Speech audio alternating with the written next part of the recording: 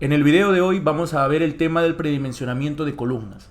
Como ya habíamos visto en el tema de vigas, habíamos mencionado que el término predimensionamiento hace referencia a darle unas dimensiones previas, unas dimensiones tentativas, que nos van a servir luego como base para realizar el análisis estructural, el análisis sísmico, y lo más óptimo sería que esas dimensiones dadas en el predimensionamiento o esas dimensiones que nosotros obtenemos en el predimensionamiento, por ejemplo, si nosotros tenemos una columna, ¿no?, la cual por predimensionamiento, esa columna le damos, por ejemplo, de dimensiones, vamos a ponerle acá, la primera una dimensión A y una dimensión B, ¿verdad? Donde el área de esta columna, el área bruta, viene a estar dado por la multiplicación A por B. Lo que nosotros buscamos con este predimensionamiento es que estas dimensiones, tratar de que queden ya para el proyecto final, ¿verdad? Entonces, nosotros no podemos partir sin un predimensionamiento, ya que luego de repente, lo más probable es que tengamos que cambiar esas dimensiones porque no cumplan con las verificaciones que hagamos. Entonces, el predimensionamiento precisamente es para eso, para que nuestros elementos estructurales, con esas dimensiones tentativas que le vamos a dar, lo más óptimo sea que queden ya para el proyecto final. Entonces, en el predimensionamiento de columnas utilizamos, como ustedes ya habrán visto quizás en la universidad, o si se dedican de repente al sector construcción, ¿no?, esta fórmula de acá, ¿no? Por ejemplo, nos dicen que para una columna interior el área va a estar dada por la carga de servicio dividida entre 0,45 el F'(c) y esta para una columna exterior. Sin embargo, ¿por qué usar estas expresiones? ¿Cuándo usarlas? ¿De dónde surgen estas expresiones? ¿Cómo usarlas? Y cuándo no usarlas también, ¿no? Es importante saber cómo trabaja una columna para poder deducir estas expresiones, y es lo que va a tratar este video de hoy, ¿verdad? Entonces, partamos por hablar de cómo trabaja una columna o para qué tipo de solicitaciones trabaja, cómo se diseña una columna, ¿no? Vamos a colocar la misma columna, pero ahora vista en este dibujo, ¿ok? En 3 dimensiones, en donde nosotros conocemos que una columna trabaja principalmente ¿para qué? O se diseña principalmente para cargas axiales, pero no solamente para cargas axiales, sino también para momentos flectores, ¿ok? Recordemos el tema de vigas. Recordar el tema de vigas. ¿Qué decíamos en vigas? ¿Cómo diseñábamos una viga? ¿O cómo habíamos demostrado las expresiones, por ejemplo, en vigas, la cual era, dimensionábamos un peralte igual a L, que era la luz, sobre 12 o L sobre 10, ¿verdad? Sin embargo, la viga sabemos nosotros que trabaja, primero las cargas actuantes en la viga tienen otra disposición, ¿verdad? Este es el eje longitudinal de la viga, es decir, el eje a lo largo de su dimensión más larga. Bueno, valga la redundancia, a lo largo de toda su longitud. Entonces decíamos que las cargas en esta viga, o en las vigas, por lo general, estaban dispuestas perpendicular a ese eje longitudinal, ¿no? Estaban dispuestas de esta manera. Perpendicular me refiero a, si este es el eje longitudinal, perpendicular sería formando 90 grados, ¿verdad? Así sería la carga. Entonces, esta carga que estaba dispuesta en la viga, no sucede lo mismo con las columnas, porque en las columnas, las cargas que llegan a la columna, o si trasladamos esas cargas para ver cómo actúan en la columna, vamos a tener cargas que ya no están perpendicular a su eje longitudinal, sino están colineales, o en este caso paralelas a su eje longitudinal de la columna. A eso se le llama carga axial, ¿verdad? Carga axial, mientras que estas cargas son cargas perpendiculares al eje longitudinal de la estructura en este caso. Entonces, esa es una de las diferencias con las vigas, la forma en la cual actúa la carga en esta columna, pero sin embargo también vamos a tener un momento actuante, ¿ok? Entonces, para diseñar una columna, principalmente, recordemos que en vigas, ¿qué veíamos? El diseño por momentos, ¿no? El diseño se diseñaba para que resista los momentos y también obviamente las cortantes, ¿no? Momentos últimos y las cortantes últimas y cortantes, ¿no? La columna también para resistir cortante, pero también para resistir obviamente en mayor proporción una carga axial y un momento, ¿ok? Entonces, para la columna necesito estos dos para mencionar su diagrama de resistencia, ¿no? Su carga y su momento, ¿ok? Entonces, nosotros partamos asumiendo, vamos a partir asumiendo para poder entender de dónde salen esas expresiones del predimensionamiento. Vamos a partir asumiendo que la columna solamente está, vamos a ponerlo así, vamos a dibujar esta parte de acá, la columna solamente está trabajando para una carga axial. ¿En dónde? En su centro. ¿Ok? En su centro. Nada más. ¿Sí? Entonces, sin momento, solamente asumimos, ¿qué cosa? Para iniciar, carga axial de compresión concéntrica. Esta carga concéntrica es decir, actuando en su centro, ¿no? Concéntrica, sin momento, solamente pura compresión. ¿Ok?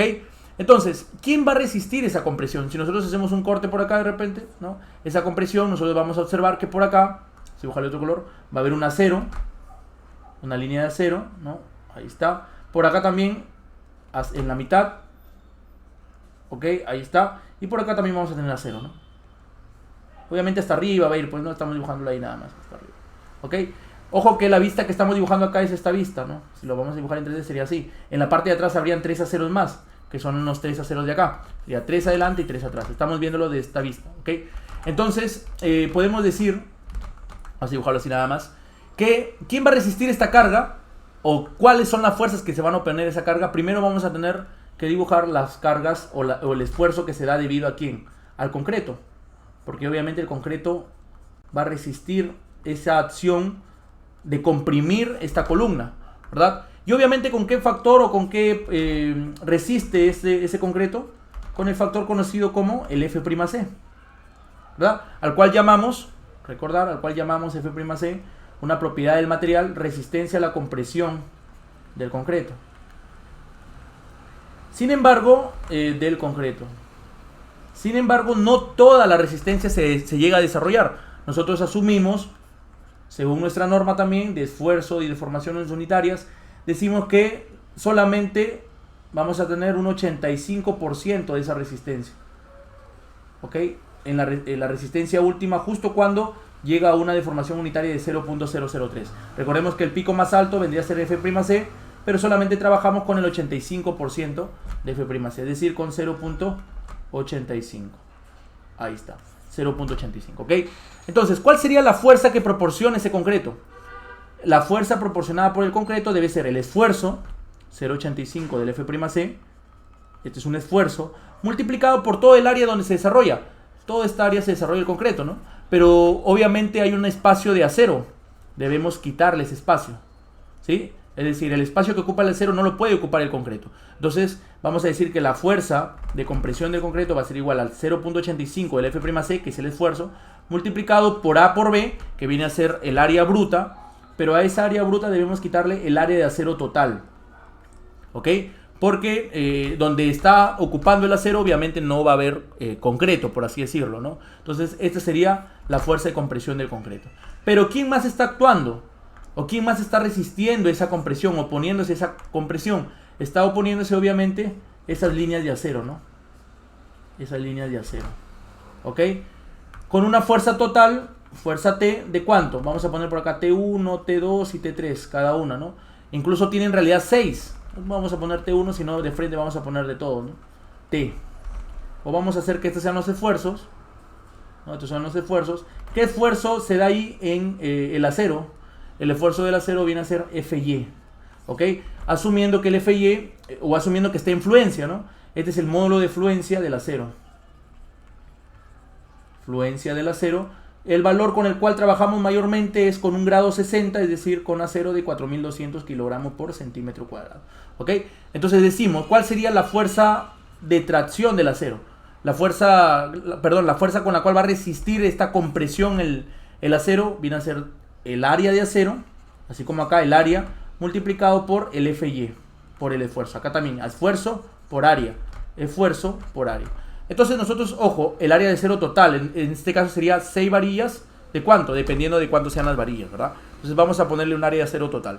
Bien, entonces, por equilibrio, nosotros vamos a decir que las fuerzas que van hacia abajo, sería P sub N, es igual a las fuerzas que van hacia arriba. En este caso vendría a ser la fuerza de compresión del concreto, más la fuerza que proporciona el acero. En este caso sería P sub N igual a 0.85 de F'C por AG menos área de acero total, más la fuerza del acero, que sería área de acero total por Fy.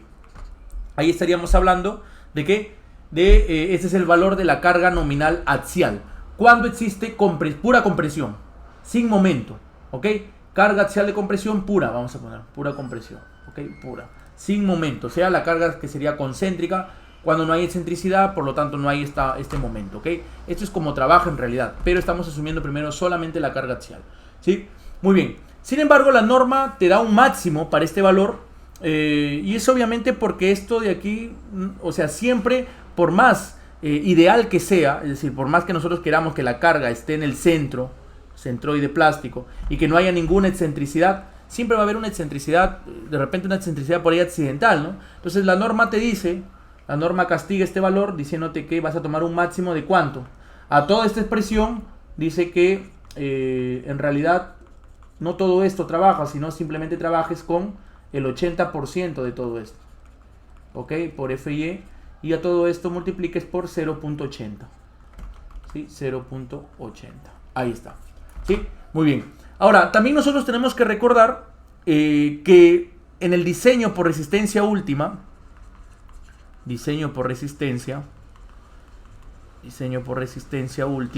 ¿okay? Que es el diseño que está en la norma con el cual debemos trabajar, diseñar, valga la redundancia, nos señala principalmente esto, ¿no?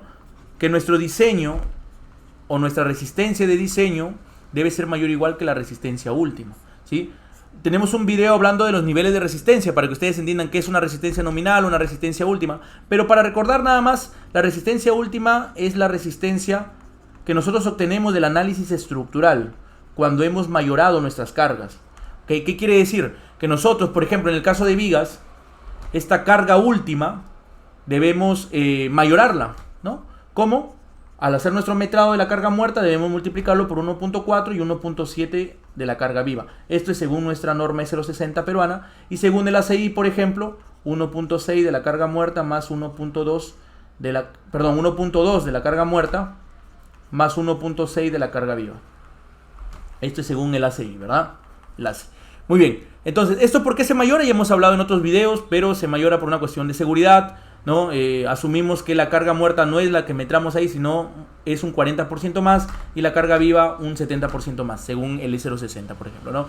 Entonces, al momento de hacer el análisis estructural con estas cargas mayoradas, nosotros vamos a tener nuestras cargas últimas, ¿no? Ya sea momento último, ya sea un axial último, un esfuerzo axial último, ¿no? Cortantes últimas. Entonces, esas cortantes últimas deben ser menores o iguales que la resistencia de diseño, ¿no? Resistencia de diseño. ¿Ok? Siendo el phi un factor de reducción de resistencia. ¿Qué quiere decir eso? Que imaginemos que esto se llama el P sub n se llama resistencia nominal, donde haya n es la resistencia nominal, y es P porque sería la carga axial, ¿no? En este caso axial. También puede haber un M sub n que vendría a ser el momento nominal, para el caso de vigas, por ejemplo, ¿no? O acá también, para el caso de columnas, ¿no? Pero el nominal es el que se halla con las hipótesis vistas en la norma, ¿no? Esto es supuestamente lo que puede resistir nuestra estructura. O sea, lo que resiste en este caso la columna sería la resistencia nominal, ¿ok? Sin embargo, esa resistencia nominal también debe ser castigada, es decir, debe ser reducida un poco por cuestiones de seguridad. Imaginemos que resiste 10, en realidad nosotros vamos a decir, ¿sabes qué? Para asegurarnos un poco más, vamos a disminuir esta resistencia. Es decir, vamos a asumir, por ejemplo, que resista 8 nada más, ¿ok? Eso es un ejemplo, ¿no? Pero en realidad, ¿cómo lo reducimos? Con este factor de reducción de resistencia.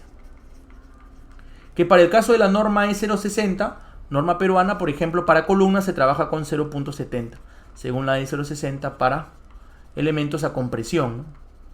Para elementos a flexión, por ejemplo, trabajamos con 0.90, en este caso para las vigas, ¿no? 0.90. Bien, y para el caso de la norma ACI, trabaja a partir de 0.65 a 0.90, ¿no? Y ahí va a depender si está controlada a tracción o controlada a compresión, ¿sí? Pero en este caso vamos a trabajar con la norma de 0.60 nada más, ¿sí? Acá existe una tablita, un cuadrito, un esquema, un diagrama, ¿no? Que te permite saber si, cuál va a ser el valor de phi a partir de su deformación unitaria de la fibra más traccionada. Entonces, por ahora nos quedemos que la resistencia disminuye en un 30%, es decir, para la E060. ¿Correcto? Bien, entonces, nosotros necesitamos trabajar con esta resistencia última, por lo cual partimos que el mínimo valor que debe tomar debe ser igual a esto al menos, para que pueda cumplir con esto. Si es mayor, mucho mejor, pero nosotros iniciamos a partir de acá.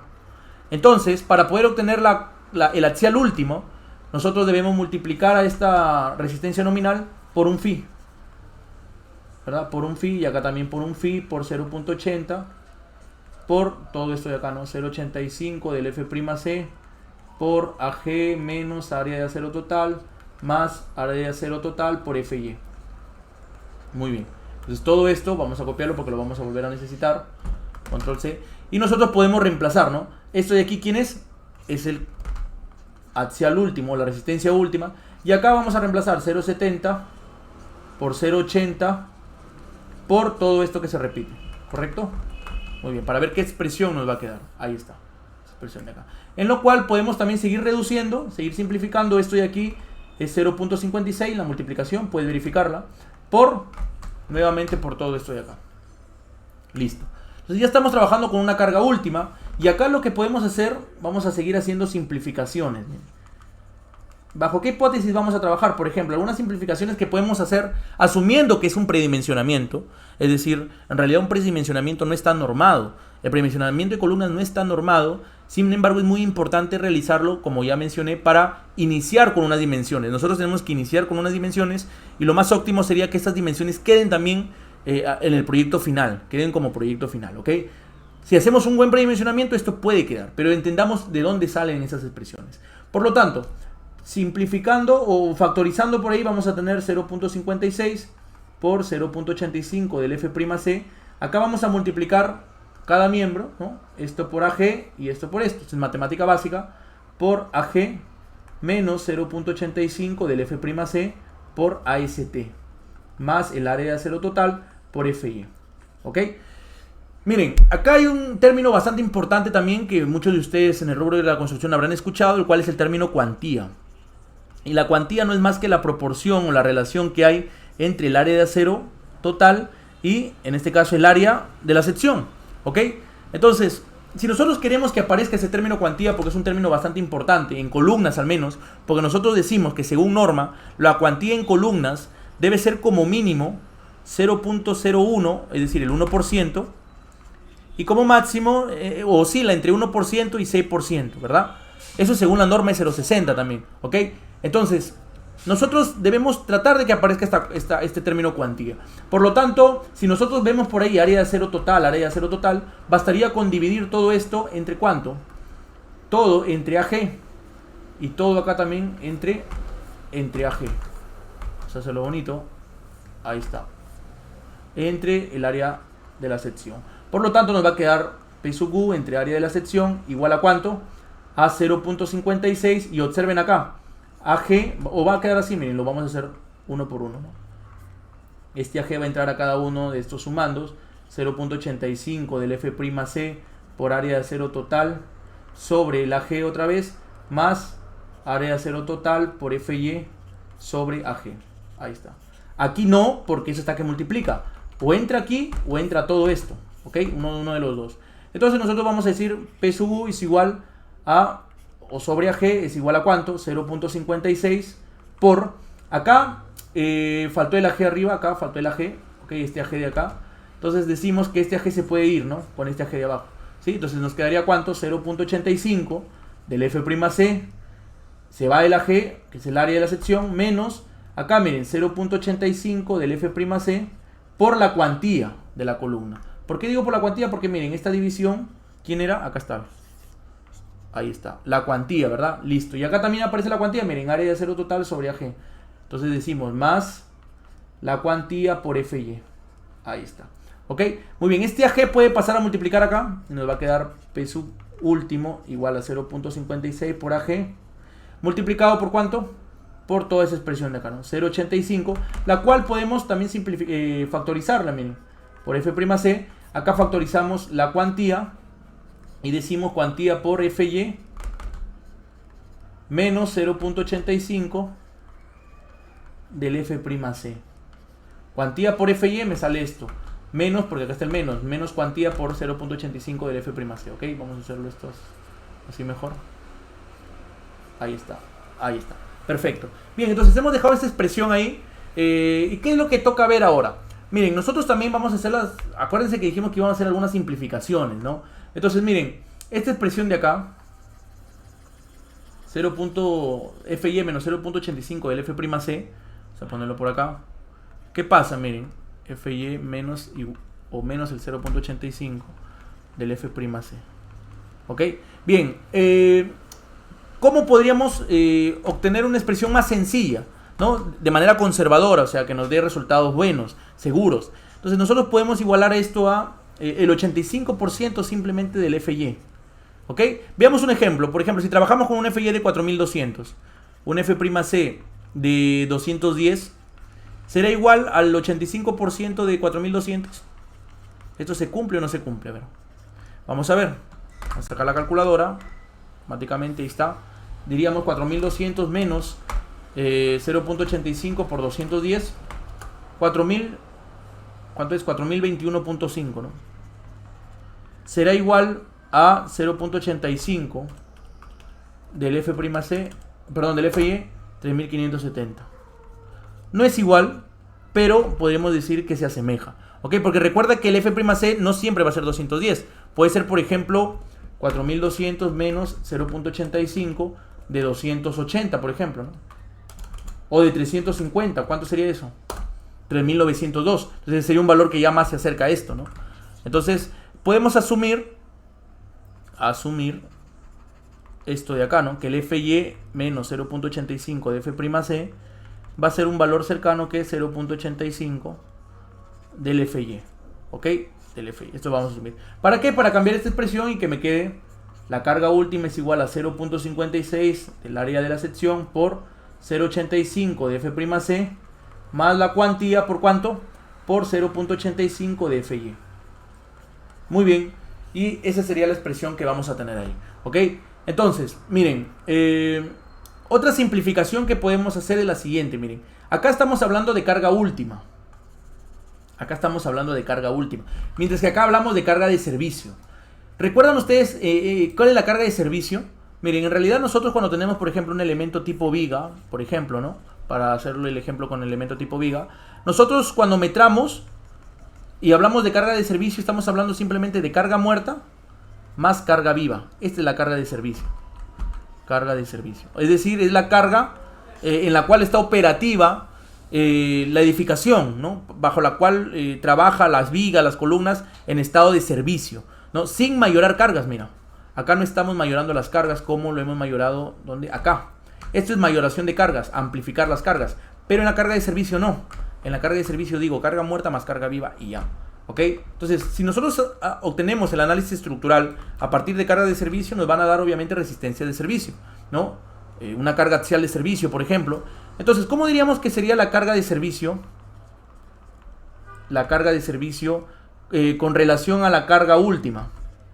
Recordemos la carga última, ¿quién era? Es diferente a la carga última, que es 1.4 de la carga muerta más 1.7 de la carga viva. Pero como verás, el 1.4 multiplica la carga muerta y el 1.7 multiplica la carga viva. No tenemos algo igual que multiplique a ambos. Entonces podemos sacar un promedio. Más 1.7 sobre 2. ¿Cuánto es esto? Vamos a ver. 1.4 más 1.7 sobre 2. 1.4 más 1.7, perdón, sobre 2. 1.55, ¿verdad? Ahí está. Entonces, de manera conservadora y asumiendo esto, obviamente, haciendo las simplificaciones, nosotros podemos decir que es como si a la carga última lo multiplicáramos 1.55 de la carga muerta y 1.55 de la carga última, de la carga viva, perdón. Entonces, eso para que ambos tengan el mismo factor de amplificación y para poder decir lo siguiente, ¿no? La carga última o la carga de servicio multiplicada por 1.55 aproximadamente nos puede dar la carga última. Eso es lo que estamos asumiendo, ¿no? Asumiendo. ¿Ok? Asumiendo. Recuerda que es predimensionamiento. Tú puedes darte el lujo de asumir algunas cosas siempre y cuando estés del lado conservador, es decir, del lado seguro. ¿Ok? Bien, entonces es como decir, a la carga última la obtienes como 1.55 de la carga muerta más 1.55 de la carga viva. ¿Para qué? Para que ese 1.55 se factorice y al final les quede 1.55 de la suma de ambas, ¿no? De la suma de ambas, es decir, de la carga de servicio. ¿Ok? Entonces colocamos este valor acá. 1.55 de la carga última es igual a 0.56 de AG por 0.85 del F'C más la cuantía por 0.85 de FY. Ahora, ¿cuál es el objetivo? No vayamos, perdón, acá es 1.55, disculpen, de la carga de servicio.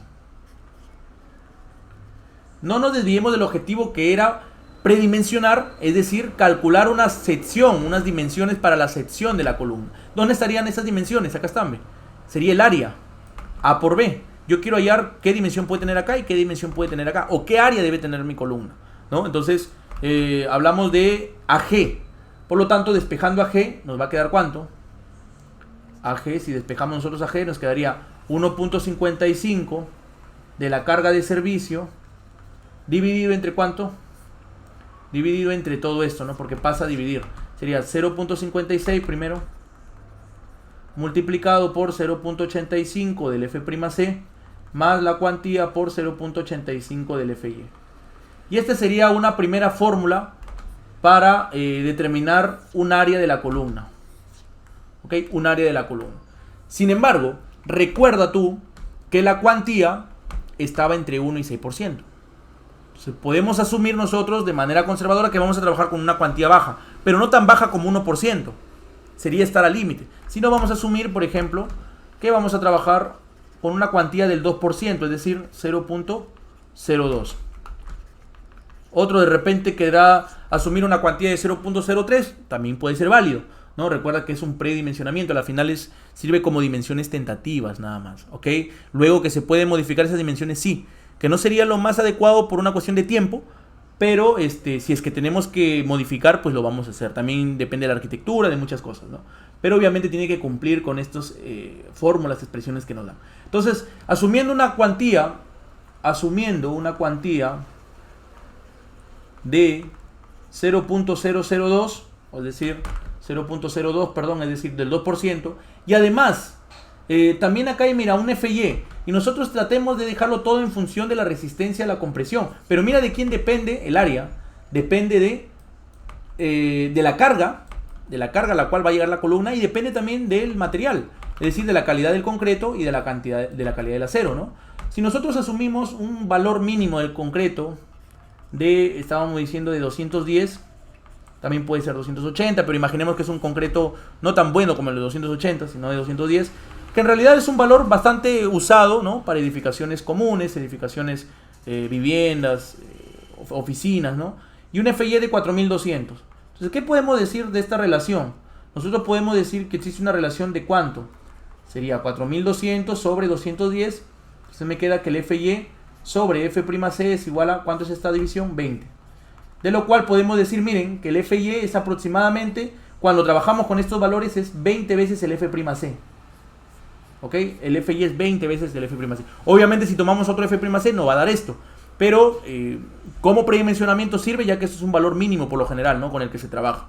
Entonces, vamos a decir que el área va a ser igual a, por lo tanto, vamos a hacerlo ya de otro color, porque eso es lo que va a ir quedando ya. El área de la columna va a ser igual a 1.55 sobre 0.56, ¿cuánto sería?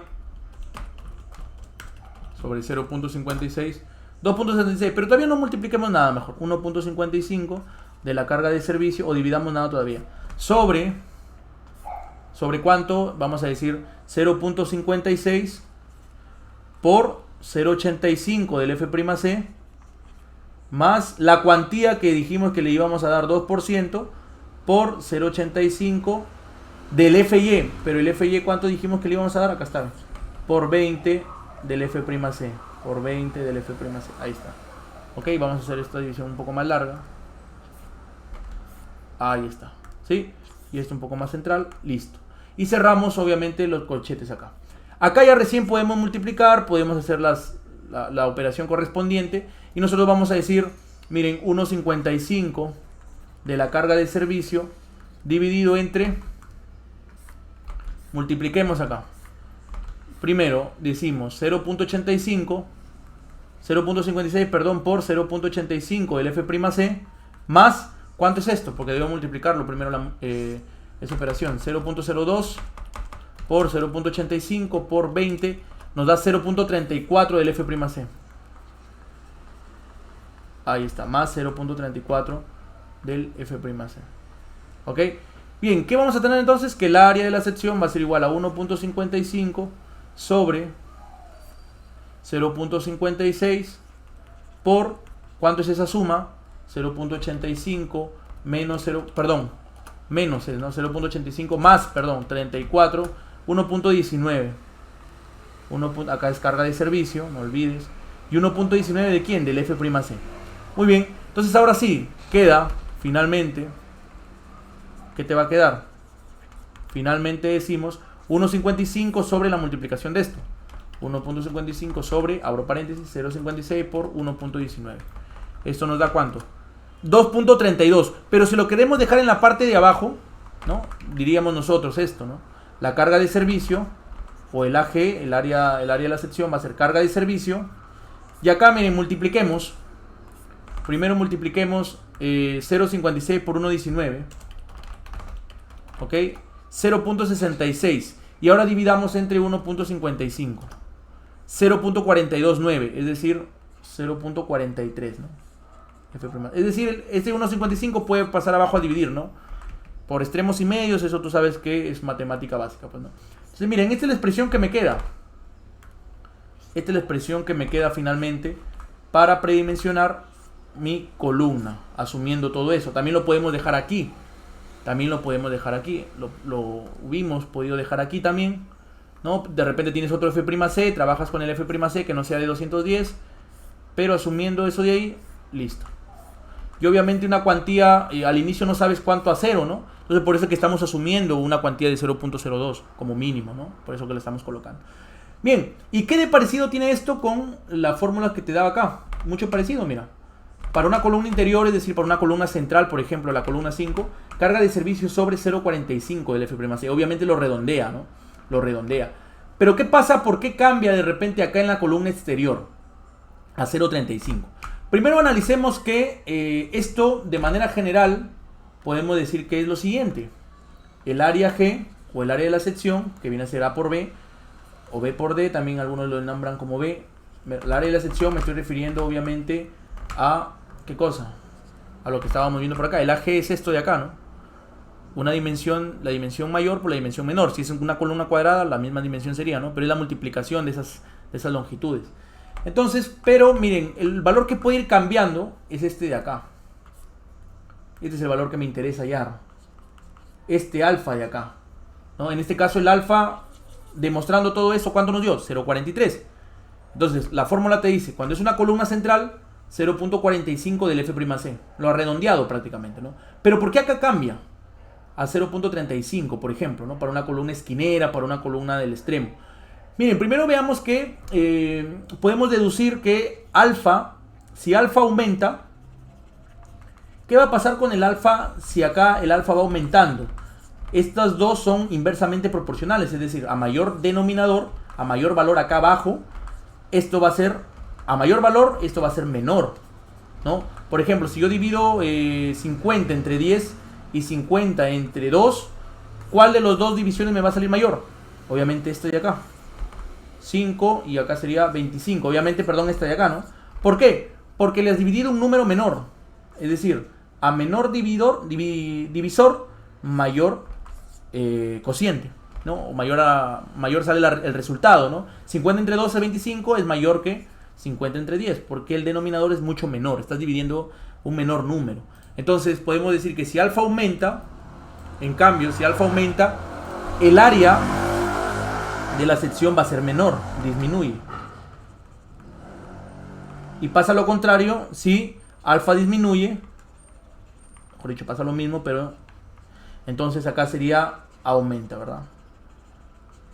Entonces, ¿qué va a pasar acá? Acá están castigando más al área de la sección, es decir, al ser menor este valor, al disminuirlo, obviamente están que tienen más cuidado con el área de la sección para que si lo hubieran trabajado con 0.45, quizás hubiera salido una dimensión menor. Por eso que lo están reduciendo acá para que aumente la dimensión. Pero la pregunta es ¿por qué? Si lo que pensamos normalmente es que las columnas centrales son las que más carga van a recibir. Bien, ahí vamos el primer punto, ¿no? El primer punto es que esta fórmula de acá se ha deducido a partir de esto, de esta hipótesis, que solamente hay carga axial. Solamente hay carga axial. Es concéntrica, solamente hay una compresión pura. No hay momento. Ok, date cuenta que acá, vamos a ponerlo así, sin momento. No hay momento flector. Acá no hay momento flector. Ok, no hay momento flector en esto de acá. Entonces, nos preguntamos, ¿una columna también debe resistir momento? Claro, acá estamos viéndolo. Una columna se debe diseñar para resistir carga axial, pero también momento. Y hacer su diagrama de resistencia con estos dos, con este par ordenado, ¿no? Obviamente también se hace un diseño de los estribos por corte y todo eso. Pero el diagrama de resistencia está dado principalmente por estos dos. Entonces, si nosotros solamente hemos considerado carga axial, nos preguntamos, ¿cuáles de todas estas columnas o qué tipo de columnas son las que más carga axial van a resistir? Obviamente las que son las centrales. ¿Por qué? Porque tienen una mayor área tributaria, ¿no? ¿Y cómo estarán estas columnas centrales de momento? Si las comparamos con las columnas exteriores. Entonces, bien, vamos a dibujar por acá un pórtico. Y nosotros podemos decir, ¿no? Por ejemplo, para el caso de sismo, vamos, ahí está. Para el caso de sismo, nosotros podemos decir, por ejemplo, que los mayores momentos para sismo, o bueno, en realidad en general, no siempre se cumple, pero generalmente acá se dan los mayores momentos flectores. ¿Okay? Acá se dan los mayores momentos flectores que comparándolas con las columnas centrales. Eso sucede porque obviamente acá hay aporte también de las vigas, ¿no? En la rigidez y todo eso. Hay aporte de las vigas y los momentos se van a distribuir también en estas vigas. Sin embargo, acá en las columnas, acá solamente hay una columna y una viga.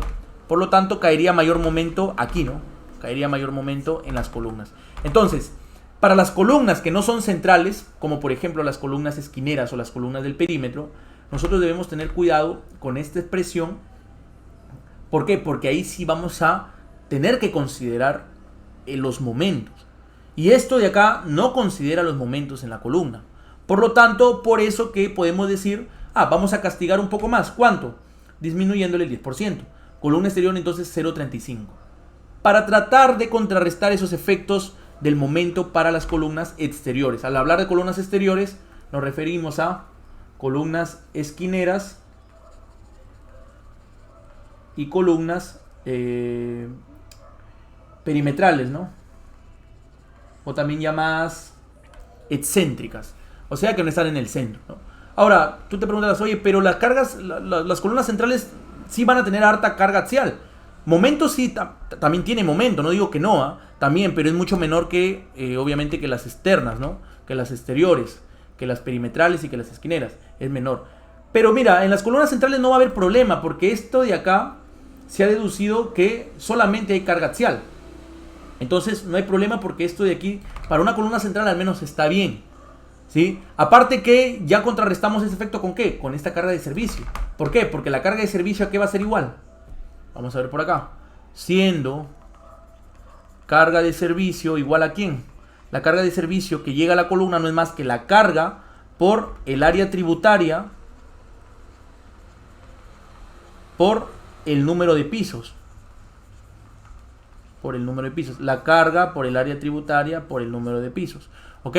Esta carguita nos dan valores, por ejemplo, también valores tentativos, valores aproximados, para una edificación tipo C, como una vivienda, 1 tonelada, ¿no? 1000 kilogramos por centímetro cuadrado, ¿ok? Hay valores de 1250, categoría B, y 1500 me parece para categoría C. ¿Ok? Para categoría C. Entonces, hay que tener cuidado con estos valores, porque también podemos metrarlos, ¿no? Podemos metrarlos, a la final nos va a quedar aproximadamente 960, 1000, y lo podemos reemplazar como 1000, ¿ok? Y el área tributaria obviamente acá es donde contrarresta ese efecto de carga axial. ¿Por qué? Porque obviamente tu área tributaria de una columna central suele salir mayor que una columna de acá. Entonces ya estamos prácticamente en estas expresiones diciendo, al menos para las columnas centrales, ya estamos diciendo, oye, acá sí va a considerar bastante. ¿Por qué? Porque el área tributaria es grande, ¿no? Entonces ahí ya no habría problema en esa parte. El problema es el momento. Y el momento tendremos que contrarrestarlo acá, ¿no? Acá tenemos que contrarrestar el momento. Muy bien. Ahora, ya hemos deducido un poco estas fórmulas de acá. Sin embargo, ¿en qué momento debemos usarlas? ¿O en qué sistema estructural debemos usarlas? Recordemos que acá estamos asumiendo, mira, que la carga axial, ¿no? O que la columna recibe carga axial. Y obviamente las va a transferir a la segmentación, ¿no? Entonces, ¿en qué casos o en qué sistema está permitido esto de acá? Vamos a abrir el libro de por acá lo tengo, se llama Estructuración y Diseño de Edificaciones de Concreto Armado del ingeniero Antonio Blanco, la parte, página 41, predimensionamiento de columnas. Él nos menciona, ¿no? Que todo lo que estoy mencionando acá, bueno, esta es la bibliografía que me ha ayudado bastante, que las columnas, por ejemplo, están sometidas a carga axial y momento, y tienen que ser consideradas en su predimensionamiento estos dos efectos, ¿ok?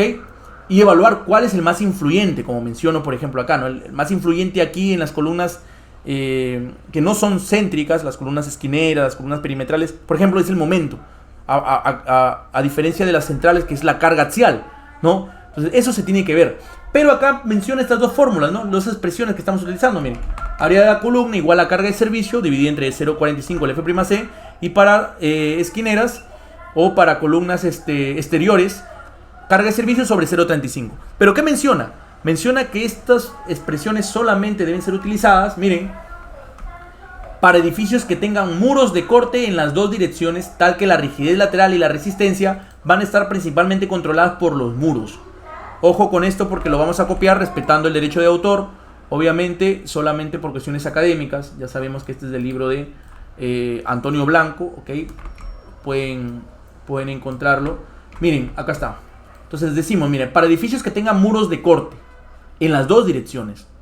Es decir, si hay muros de corte en ambas direcciones y esos muros van a controlar el sismo, las columnas, ¿qué controlarían?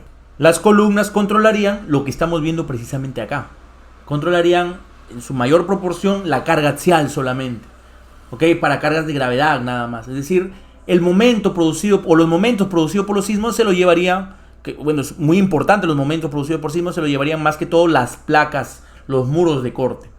No quiere decir que las columnas no tengan momentos, sí van a tener momentos, pero en menor proporción, que lo podríamos castigar simplemente con estas expresiones. Entonces, ¿cuándo usar estas expresiones de acá? ¿Cuándo usarlas? Mayormente en su mayoría, o recomienda, el ingeniero Antonio Blanco recomienda cuando haya muros de corte, cuando tengamos muros que van a controlar el sismo, para que estas columnas en su mayor proporción lleven no mucho momento producido por sismo, sino más que todo, ¿qué cosa? Carga axial, ¿ok? Entonces, podemos predimensionar con estas fórmulas en un sistema de pórticos, es decir, sin ningún muro, sin ningún muro de corte, o en un sistema dual, podríamos, digámoslo así, dimensionar o predimensionar. De poder hacerlo se puede, pero lo más probable es que luego tengamos que cambiar la dimensión, porque no cumpla las verificaciones, incluso las derivas no te va a cumplir, ¿no? Entonces, si tenemos un sistema de pórticos, netamente pórticos, íntegramente pórticos, será muy difícil que estas expresiones sean válidas, y lo dice acá, lo menciona. Por acá también menciona algo muy importante, que nos dice, ¿no? Para edificios aporticados íntegramente, para los cuales el autor recomienda de no exceder de 3 o 4 pisos, es decir, como máximo 4 pisos, las columnas deberán dimensionarse mediante alguna estimación del momento de sismo. Es decir, si tenemos puro pórtico, ahí sí nosotros debemos considerar los efectos del sismo y tendríamos que determinar expresiones que contemplen ese efecto, esos esfuerzos, esos momentos producidos por el sismo, ¿ok? Entonces, nos dice acá, demostrando la experiencia que se requerirán columnas, es decir, la experiencia del autor ya menciona que cuando nosotros tenemos edificios aporticados íntegramente vamos a poner por acá, según el ingeniero, ¿no? Máximo 4 pisos pórticos, su experiencia de él determina, ¿qué cosa? Que una columna debe tener como mínimo, y esto obviamente por eso es que recomiendan esto, ¿no? Como mínimo debe tener ¿cuánto de área? Un área de, en este caso de 1000 a 2000 centímetros cuadrados, ¿verdad? 1000 a 2000 centímetros cuadrados, ¿correcto? Entonces, cuando hablamos de 1000, una columna de 25 por 40, por ejemplo, ¿no? Columnas de 40 por 40, 1600. No, eso ya va a depender. Obviamente luego tenemos que diseñar y verificar esto, hay que hacer verificaciones de derivas por sismo y todo eso, ¿ok? Análisis sísmico, estático, dinámico y todo lo que nos indica nuestra norma, ¿ok?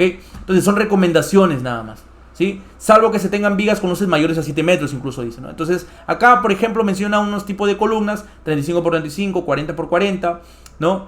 Nos dice, el criterio clásico de colocar todas las columnas en la denominada dirección de los pórticos principales no es totalmente válido, ya que para la dirección secundaria es probablemente que se tengan momentos de sismos importantes si es que no hay muro de corte. A veces pensamos que en dirección del pórtico principal, es decir, los que reciben la carga de gravedad, debemos colocar así nuestras columnas. Y en la otra dirección incluso dicen vigas chatas, la columna de su dimensión menor, ¿no? Pero eso es si no consideramos sismo, y obviamente tenemos que considerar el sismo. Es muy importante considerar sismo. Entonces, mucho cuidado con esas expresiones, son muy buenas cuando tengamos, ¿qué cosa? Edificios que tengan muros de corte en ambas direcciones y que estos muros de corte sean los que controlen el sismo, pues, ¿no? Sean los que controlen la rigidez lateral y la resistencia que daba el sismo, obviamente, ¿ok? Muy bien, ahora, si es que no tenemos muros de corte y tenemos pórticos íntegramente, ya saben que el mínimo debe ser 1000 a 2000 centímetros cuadrados, ¿no? Más también puede ser más. Pero ¿qué expresión de predimensionamiento podemos utilizarlas? Podemos utilizar las expresiones que nos dice el ingeniero Roberto Morales en su libro Concreto Armado de Roberto Morales. Él ya contempla el efecto del sismo, incluso tiene la discusión, ¿no? O ha hecho discusiones de resultados de las investigaciones en Japón debido a este sismo. Entonces él menciona, mira, acá está la columna ya con sismo, ¿ok? Él menciona que la misma expresión, miren, carga dividido entre un factor alfa o n, y este es el área, por F'C. Pero acá castiga más, mira. Por ejemplo, el n, ¿cuánto tiene? Valores de 0,25. Entonces, a menor valor de alfa, el área va a aumentar, es decir, va a castigar más a la columna. Es decir, acá con estas dimensiones, cuando tengamos íntegramente pórticos, van a salir dimensiones obviamente mayores, ¿no? Porque no habría muros de corte acá. Las columnas sí están, o si van a controlar, tienen que controlar el sismo en este caso, ¿no? Acá nos menciona, por ejemplo, columnas extremas. Multiplica, incluso castiga también a la carga. Aumenta la carga, mira, 1.25. Y acá 0.25. ¿Por qué el 0.25 es menor? Porque el área necesita un área mayor, si es que fuera, necesita un área mayor acá en las columnas extremas, a comparación de una columna central, por ejemplo, ¿no? Como la de acá, 0.30. Ya sabes, a mayor n, menor área.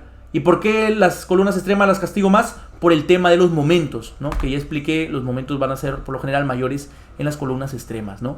Entonces podemos utilizar estos valores, y si requieres tú demostrar o realice un ejemplo de predimensionamiento calculando el área tributaria, cuando hay vacíos, cuando no hay vacíos y todo eso, tienes que dejar un comentario o comunicarte conmigo en el enlace que estoy colocando en la descripción para adquirir los cursos que tenemos aquí en el canal, ¿ok?